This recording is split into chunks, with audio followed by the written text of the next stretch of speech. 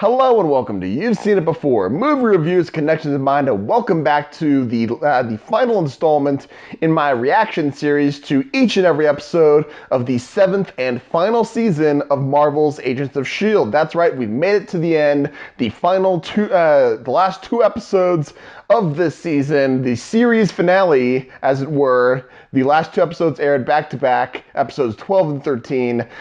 This is where I will give a brief recap of the episodes, the major developments, because two episodes, there's a lot to get to, so I'll just give the highlights, as well as some analysis as certain plot developments and character arcs that may seem familiar to you and where you may have seen them before. Now, just to get this out of the way, this will be a full spoiler review and reaction to tonight's episodes. So if you've not seen the two-part series finale, I highly suggest you pause here and come back later, because this will be full-on spoilers from here on out. So with that being said, and without further ado, let's get into Marvel's Agents of S.H.I.E.L.D. Season 7, Episodes 12 and 13. Episode 12 entitled The End Is at Hand, and Episode 13 entitled What We're Fighting For. At the end of last week's episode, we saw that the Chronicoms have launched their successful attack on all of the S.H.I.E.L.D. outposts around the globe in the 1980s in this timeline, except for the lighthouse. So it seems that the Chronicoms have won. However, the S.H.I.E.L.D. team has not given up. The Quinjet has successfully docked with the Zephyr, carrying Daisy, Mac, and Sousa, who are attempting to rescue Simmons and Deke from the hands of Nathaniel Malick and the Chronicoms, whereas Coulson, May, and Yo-Yo are still in the lighthouse, where they are trying to quarterback the campaign, and they've received a mysterious signal from a S.H.I.E.L.D. source. They're not entirely certain where it's coming from exactly, but it seems to be an 084 that is leading the team to a bar. Where the bar where we've seen in previous episodes was a safe house in New York for S.H.I.E.L.D. agents. So they get the team already on Earth gets to the bar. However, in space, Mac, Daisy, and Sousa are able to rescue Simmons and Deke from the Chronicoms, and Cora and Daisy have a important exchange where Cora is convinced that Daisy is in fact not the bad guy, and her loyalties are changing in favor of the S.H.I.E.L.D. team and away from Nathaniel Malick, but she is incapacitated. But then it is revealed later that Cora is in fact the key to the S.H.I.E.L.D. team coming out on top and restoring the proper timeline, and saving a lot of lives, because once everyone reunites at this S.H.I.E.L.D. bar, not only them, but a bunch of S.H.I.E.L.D. agents who were outside of the main S.H.I.E.L.D. bases around the world have come to this location, including some familiar faces, such as Victoria Hand, which we last saw in season 1 of the show. A bunch of them have shown up with bunch of various components that they were told through family history to guard with their lives. And as it turns out, Simmons, with her memory impaired because of not only what the Chronicoms were doing to try to extract her the location of Fitz from her mind, but also because of her own dealings trying to protect the knowledge of Fitz's location from her mind herself. Her base knowledge knows that these various components can be assembled into a quantum tunnel device that brings Fitz back into their new timeline from their original timeline they had previously left at the end of season 6. And Fitz reveals that Cora is the key to turning the tides, so they must save her. and they can all return back to their original timeline, which means that the new timeline that was created by them jumping back in time and history changing through all these things can exist in its own world but the SHIELD team can then go back to the original timeline. So they end up doing this, but also using this quantum tunnel to bring not only the Zephyr and their team, but all the Chronicom ships that were in orbit over the Earth in that current timeline into their original timeline so that they can deal with them there. Stay with me so far. And the team hatches the plan so that they can save Korra, stop Malik, stop the Chronicoms. Also, in the in one stroke, showing that they themselves were instrumental in the events of the last episode of season 6, which started them on this whole path to begin with, which set up the stage for the season, for this current season. And all that being said, the team in fact successfully defeats Malik, defeats the Chronicoms, and saves Korra. Also does a interesting little thing where because of May's new ability to feel other people's emotions, the combination of May's new found power, a powerful transmitter linking the Chronicoms who were attacking the lighthouse at the end of season 6, trying to get to the SHIELD team. Using Korra's energy powers, she's able to amplify a signal to the hunters in the lighthouse so that they are as they say, the team has given them empathy, aka May's new power, and that essentially turns them into good Chronicoms. Yay! So the world is saved. The Chronicoms are either destroyed or turned into good guys. The time loop has the end at the beginning. The time loop has happened, and the titular "What We've Been Fighting For" it is revealed that the mystery of Fitz location throughout this whole thing. He was in the original timeline this whole time, and because through their work on building the time machine into the Zephyr in the first place, Fitz and Simmons, in fact, had a life together for many years, working on this plan before they actually enacted the plan to go back in time to the right moment where they were needed. And in that time, what we were fighting for, the fact that that Fitz was protecting their everything, it is in fact revealed that Fitz and Simmons had a child, a adorable little girl named Alia, I believe was her name. And so they finally got to live the life together that they have been missing for so long.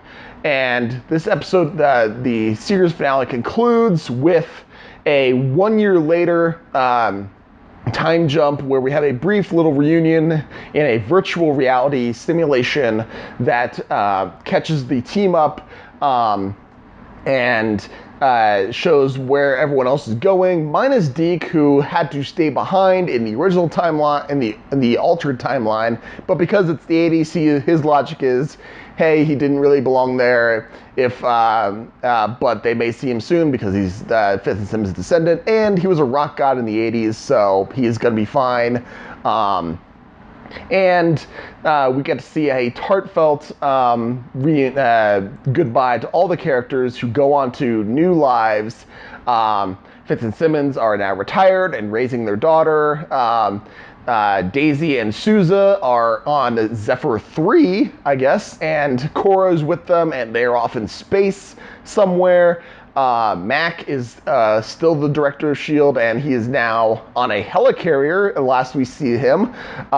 May is now an instructor at a new S.H.I.E.L.D. Academy named after Coulson, and Coulson himself feels a need to take a sabbatical, and the final image of the series is Mac has given Coulson a new Lola, a replica of his modified '62 Chevy Corvette from the series, but with an extra twist, some new upgrades, and we see Coulson flying off in his new car, and there is the end of Agents of S.H.I.E.L.D. Now, some things that I thought worked in this episode. I thought the humor was on point in this episode, especially the line in the beginning of the episode 12 where Daisy, Mac, and Sousa are getting ready to ambush anyone behind the door, the airlock on the Zephyr, and they're just standing there waiting, and he's like, you think they were standing on the other side of the door doing the exact same thing? And like, that is just hilarious. I thought that was awesome. As well as the scene where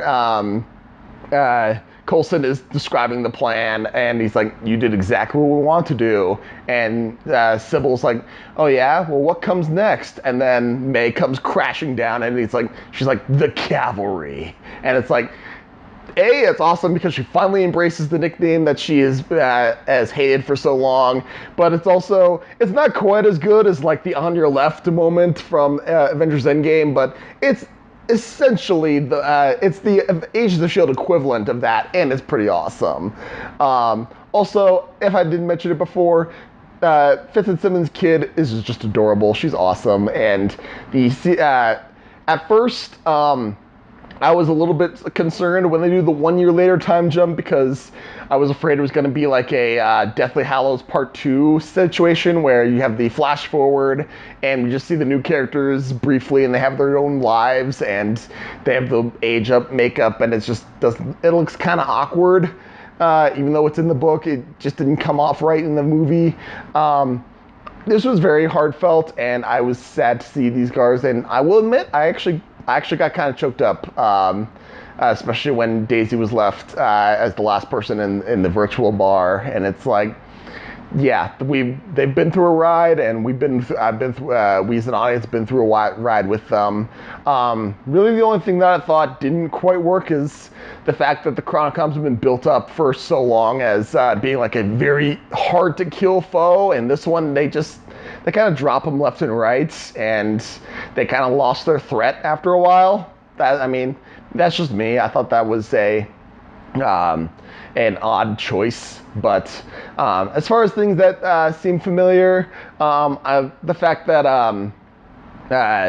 Simmons Fitz and Simmons are fighting to get a life, but then it turns out they lived those years, they had the life, and they were working to get the life. I think there's a certain similarity to Inception where there's a certain amount of regrets on what could have been, but then it turns out, yes, they actually lived those years, and it's time to move on. But different circumstances obviously didn't end tragically, but I think there's a certain similarity to that as well. I just thought this was such a good episode, such a way to end it. I can't imagine it ending any better way, and what else can I say about this? I liked it. It was good. I will be giving a full series review of Agents of S.H.I.E.L.D. Coming soon. My thoughts on the series, where I think the season ranks. I want to give this some time to sink in and to absorb what happened because, I'll be honest with you, I've been with this series since it started in 2013, and I've been through it in its highs and lows, and I think it's kind of, I don't know any of these actors. I don't know the characters because they can't interact with me, but it's just one of those shows that I think that, I think a work of fiction does a good job when you get to know the characters through the storytelling, through the craft of the medium, whether it be literature or film or TV or radio, and you feel a connection with them. You feel their pain, you feel their joy as if it were your own, and you feel like you know them, even though obviously you don't, because it's a one-way exchange. And I think as a series, as a season goes, as specifically as this series finale goes, I'd say it did a great job in giving us enough of a thrilling conclusion to a season-long arc, as well as giving us satisfying endings for all of the characters. Although I'm sure if there were any diehard Deke fans out there, I think if they were to add just a little bit of a thing at the very end of maybe seeing Deke going back to being a rock god in the alternate timeline, that would have been kind of cool. But I think that may have been somewhat of a missed opportunity. But other than that, I think this was good. I think I am quite satisfied with how this works. Just bravo, the guys behind this, you know. And I read a film theory that there's the potential that because Spider-Man Far From Home introduced the agency known as SWORD, which is the space focused offshoot organization of S.H.I.E.L.D., with Nick Fury as a member of it, possibly as the director of SWORD. Who knows? That there's the potential that some of these characters could, in theory, show up as characters in MCU movies as SWORD agents.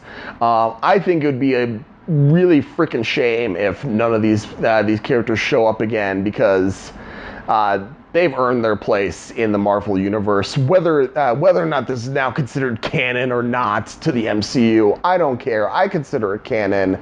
I think especially Chloe Bennett, for sure, she deserves to go into to have her journey continue in this Marvel universe. It'd be a shame to have it end right here. But if it did, I think that this is a good place to do it. So there you have it. Those are my first reaction thoughts on this 2-part series finale of Marvel's Agents of S.H.I.E.L.D. Like I said, I'll be giving doing a full series review, as well as where I'll give my thoughts on the series as a whole, where I think this season ranks with any of the other seasons, and whether this whole series as an arc from beginning to end, how it ties in all together, whether or not it actually stuck the landing in the context of the rest of the series. I'll be getting that video soon.